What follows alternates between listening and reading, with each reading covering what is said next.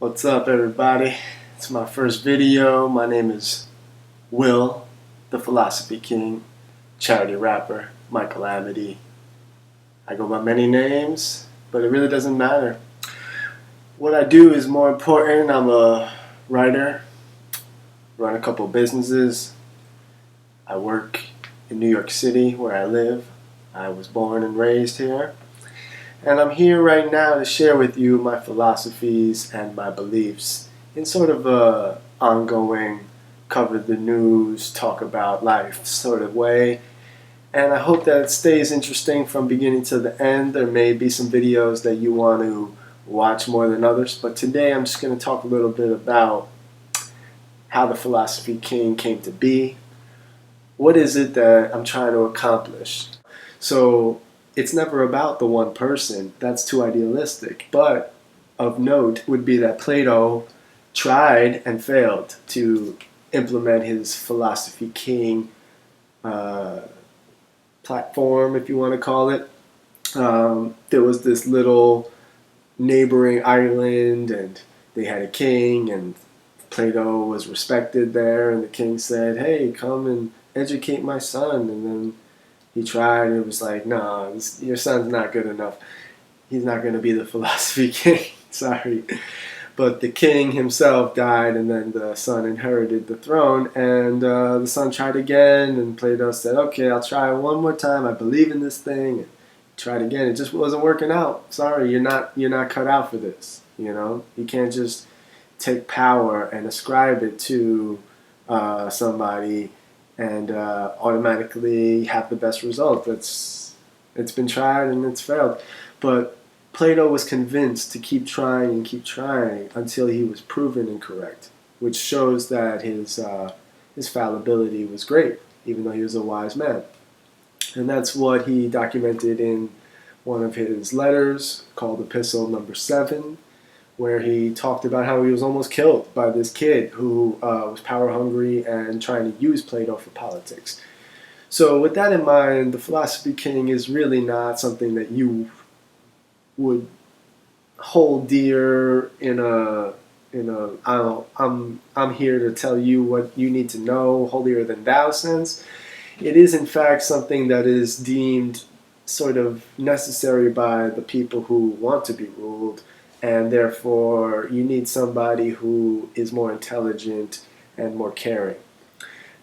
That's never going to be a great long-term solution. Power does corrupt, and the truth is that you have a lot of things to deal with where absolute pure wisdom and goodness may not always hold true. So keep that in mind, that when I say the Philosophy King is here to talk to you, what I mean by that is there's this concept of greatness that envelops us in life, and that's what I'm here to talk from the perspective of, though I do not claim to embody it in a sense that I'm not saying I have exclusive rights to it. I'm not saying that this is the way that everything needs to evolve towards, because this may not be the end. This is just the beginning. So why the Philosophy King? Because there is a element of fallibility to it, because it represents sort of power in the Western world. The idea that one man might be in charge, the sovereign. Well, it's true in the sense that I'm in charge of my own life, and that's what I'm here to really represent the best.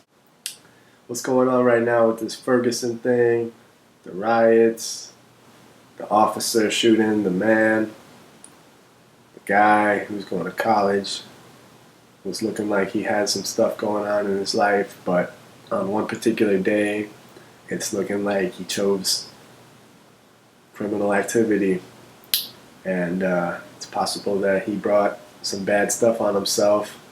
Nobody wants to admit that anybody who gets shot did something, but we know that things don't just happen for no reason. For the most part, when it's a terrible tragedy, we can look at it and say, hey, I'll believe it when I see it in terms of evidence and facts, but everybody wants to already pretend they know.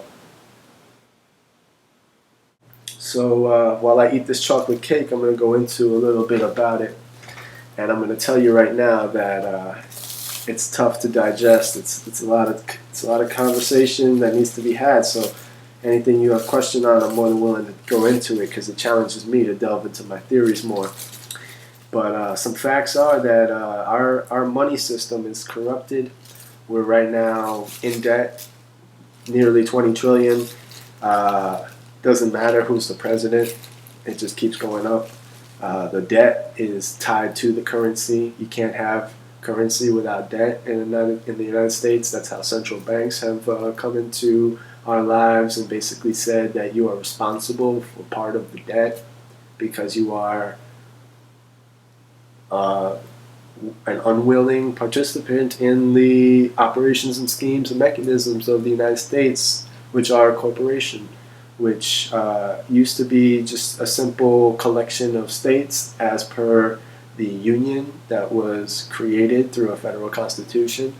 But now it's much more than that because the federal constitution granted land to the federal government and said, this is your land, you can do whatever.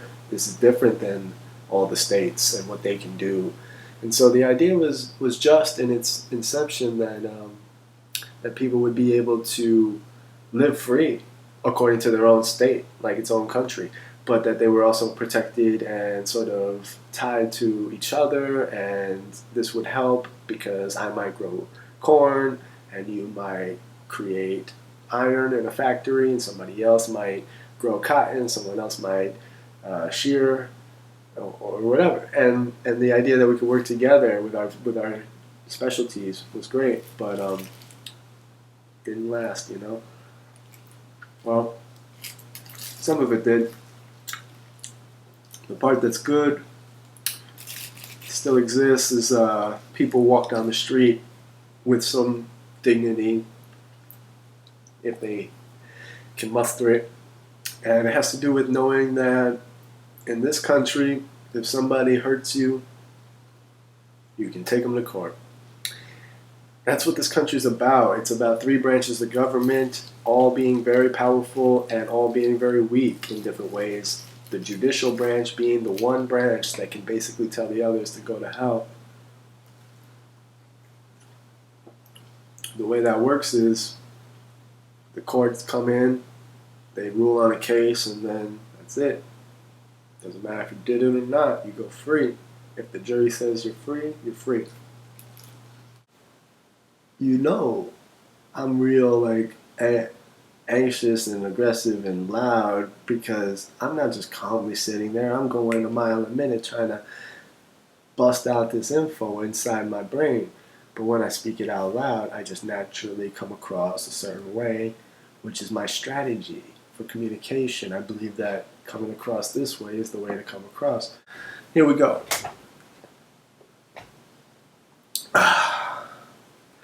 H is for the heroin and hash in Afghanistan. A is for the alleged attacks by the Taliban. T is for the truth that travels in a caravan. Gotta keep it moving, fuck what you understand. E is for everyone who longs for sleep. Give up your guns, don't utter a peep. Kids die overseas while parents weep. In case you ain't know, our hate runs deep. If hate was a currency, I'd be rich.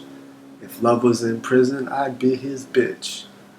If God really cared, he'd answer my prayers. But he don't, so he won't, so he's not really there. All the trust fades to dust. There's no justice, it's just us.